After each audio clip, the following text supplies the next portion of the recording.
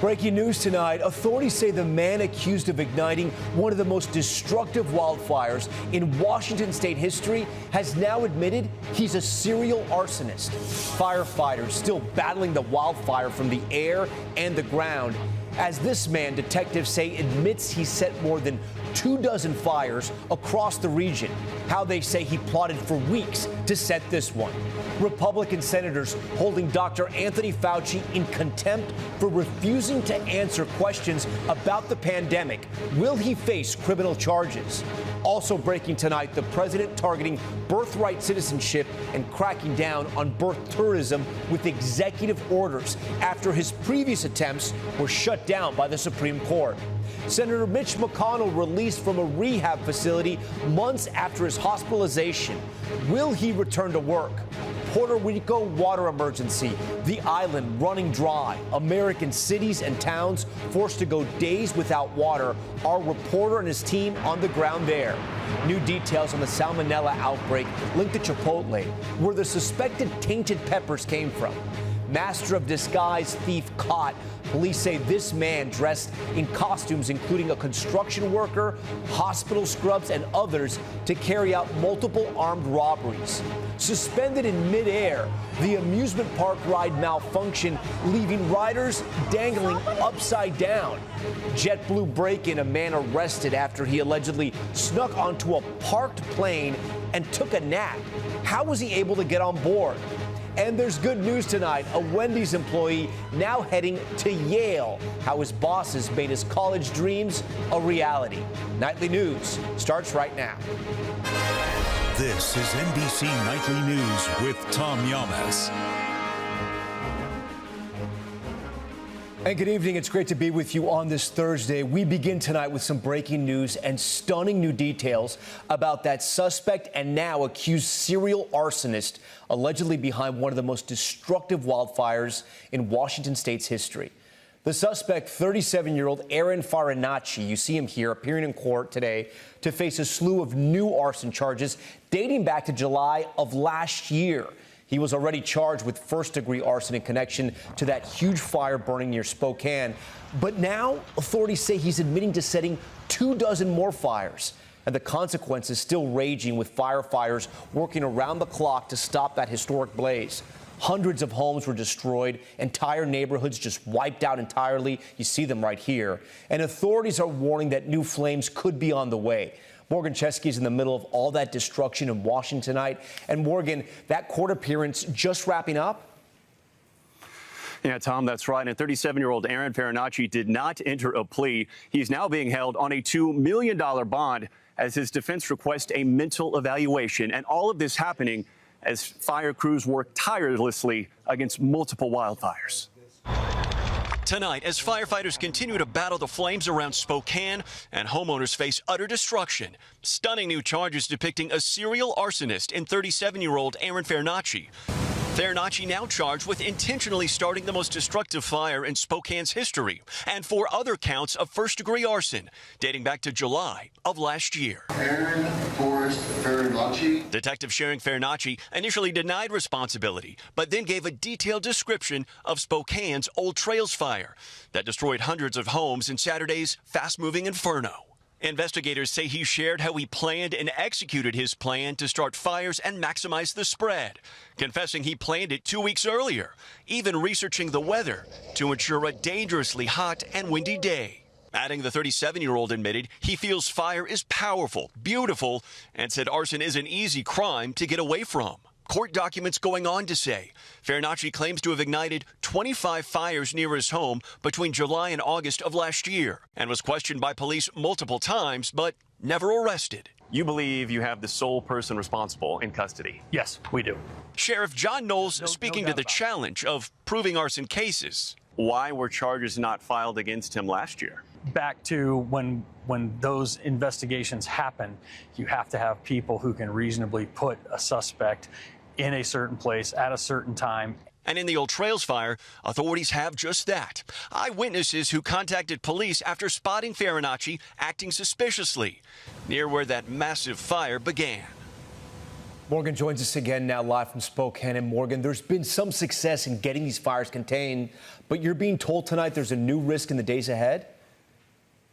Yeah, Tom, that's right. 100-degree temperatures and the return of those gusty winds leave the sheriff saying even the smallest spark could start an entirely new blaze here. Tom? Morgan Chesky for us. We want to head to Washington now because the Justice Department will now decide whether to prosecute Anthony Fauci following a vote by Senate Republicans to hold him in contempt of Congress for taking the fifth over 100 times during a hearing about the pandemic. Ryan Nobles has the details. Tonight, Senate Republicans voting to hold Dr. Anthony Fauci in contempt of Congress for refusing to answer questions about his response to the pandemic. Seeking the truth is not a witch hunt.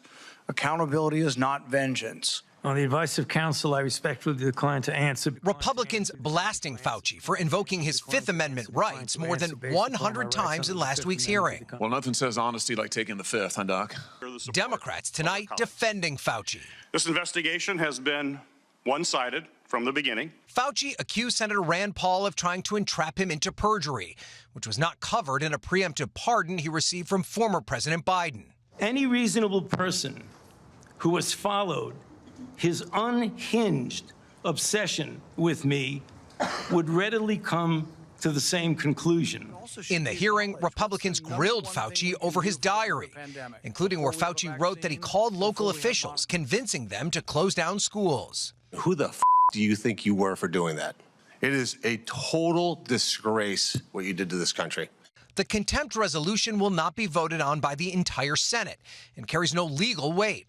A reality Paul conceded, but said he still wants answers. That the Department of Justice has no legal responsibility to do that. You know, 1 million Americans died, and I think a lot of people feel like that the origins of it came from U.S. funding, and they really would like some answers. Fauci's attorney calling the vote a crude political stunt. The Justice Department will now decide whether to prosecute.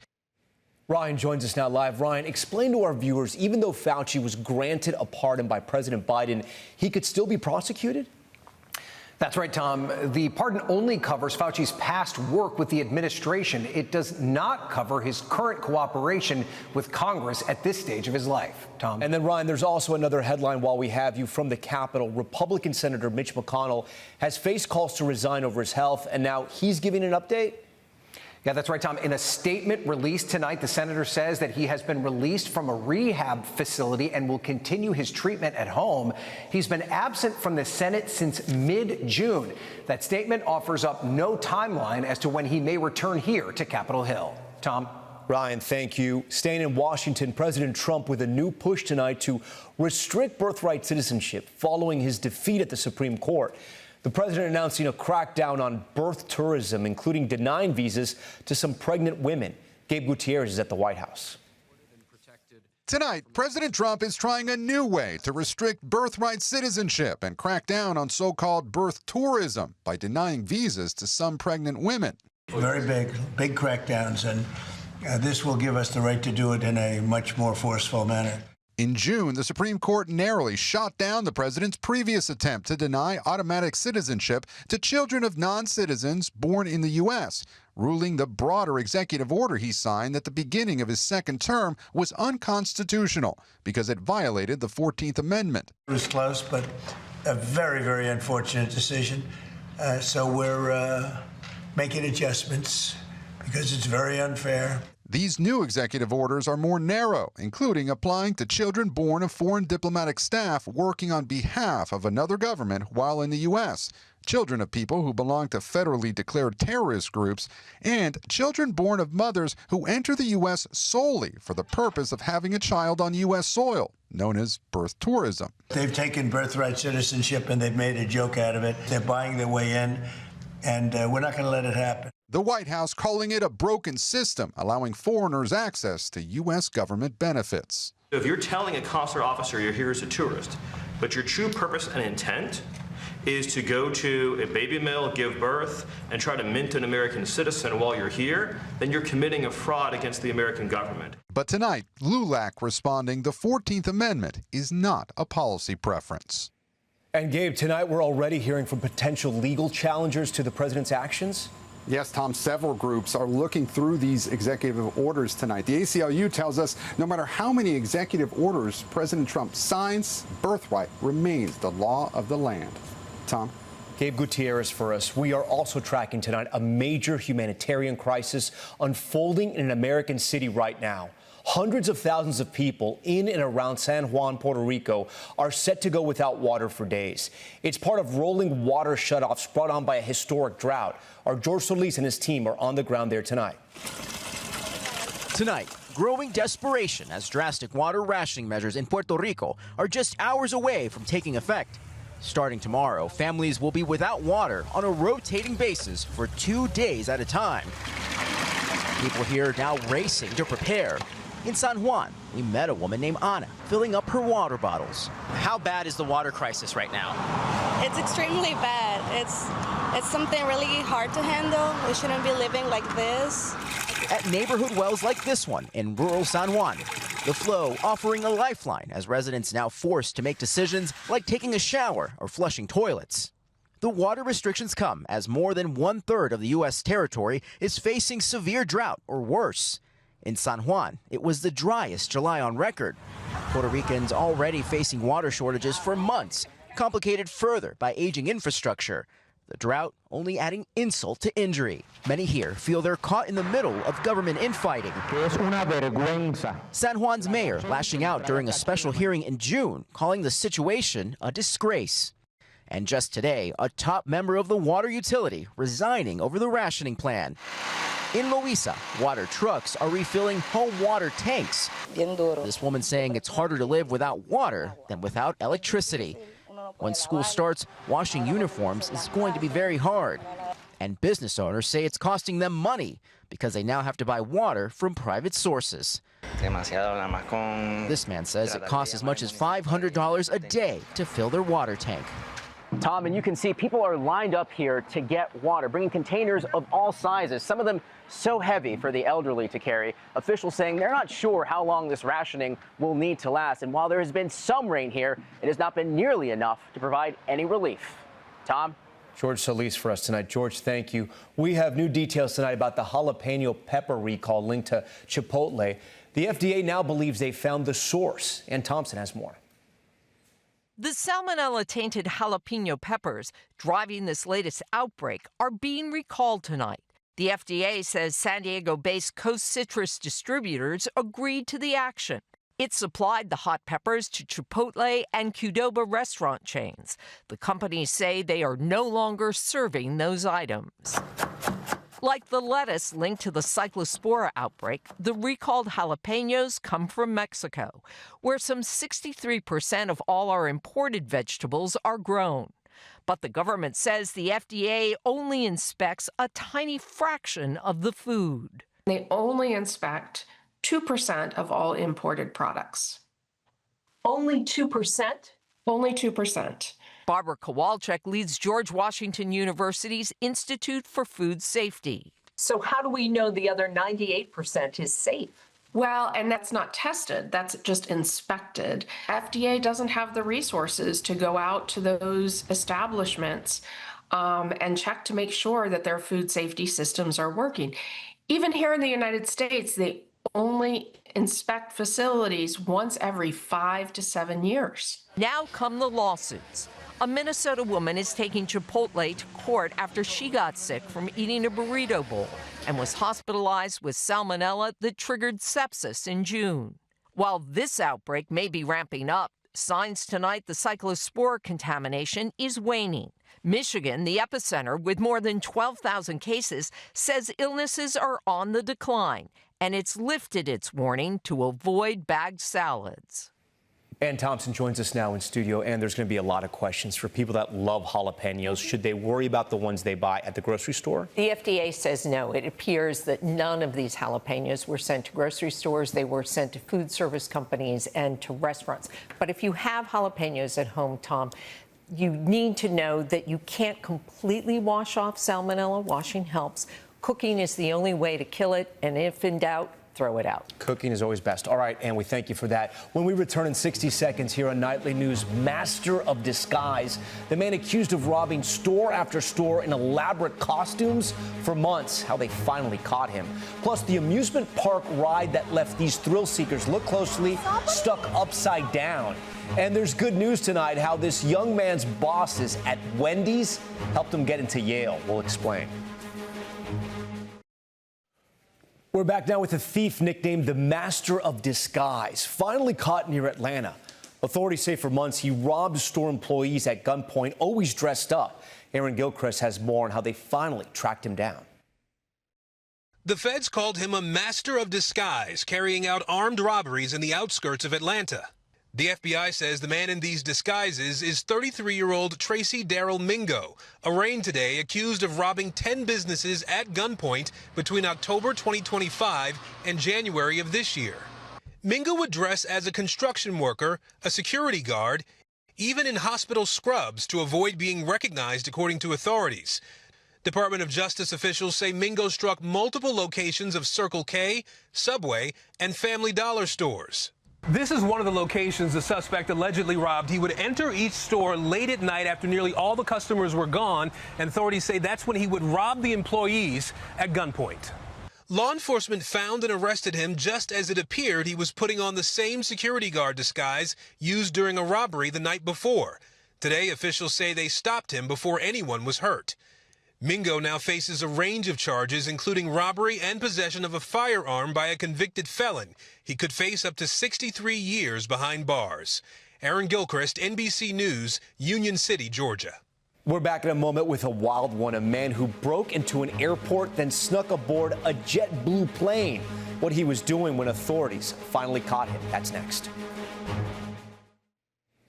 Back now with new video of an amusement park ride malfunction, leaving these riders hanging upside down. It happened at the Ocean City Boardwalk in New Jersey in July, and you can see those people dangling in the air, heels overhead on a ride called Wipeout. The amusement park says those people were brought back down within minutes and that all of the riders made it off safely. Also tonight, a man was caught sleeping on board a JetBlue flight that was parked for maintenance at Fort Lauderdale's airport. Investigators say airline staff discovered 32-year-old Samuel Lackey on board when they arrived to inspect the plane before moving it. Lackey is now facing misdemeanor charges. It's not clear how he got into the airport, but surveillance video shows him using portable stairs to get right into that parked jet. When we come back tonight, there is good news. How one teenager's determination took him from the Wendy's drive-thru to Yale with a little help from some friends. Stay with us. And finally, there's good news tonight. A teenager who came to America looking for a better life took a job at a Wendy's. And when he needed more money for college, his bosses said, "We got you." And it all just paid off. Watch as 23-year-old Thalles DeSouza's life is about to change. An acceptance letter to Yale University. A dream that once felt impossible. It was always college. It has always been. DeSouza escaped extreme violence in one of Rio de Janeiro's poorest neighborhoods, moving from Brazil to the U.S. 10 years ago. I don't think a lot of people really saw potential in myself, and I don't think I saw potential in myself. In high school, he learned English and worked full-time at a Wendy's in Cape Cod. He wanted to save for college, but the pay wasn't great, so he decided to pursue another job. But his bosses at Wendy's had another idea. Continue working with us, and we will help you to go to college and pay for it.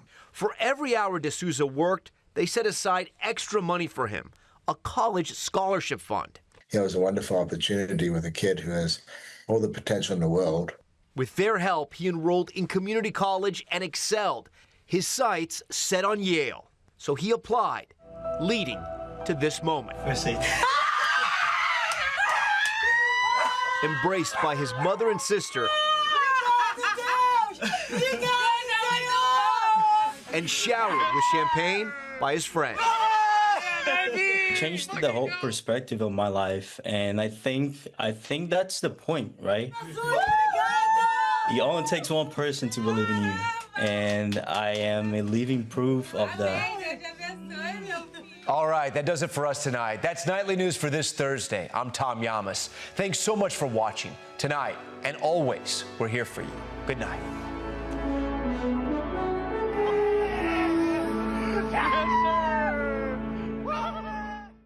We thank you for watching, and remember, stay updated on breaking news and top stories on the NBC News app or watch live on our YouTube channel.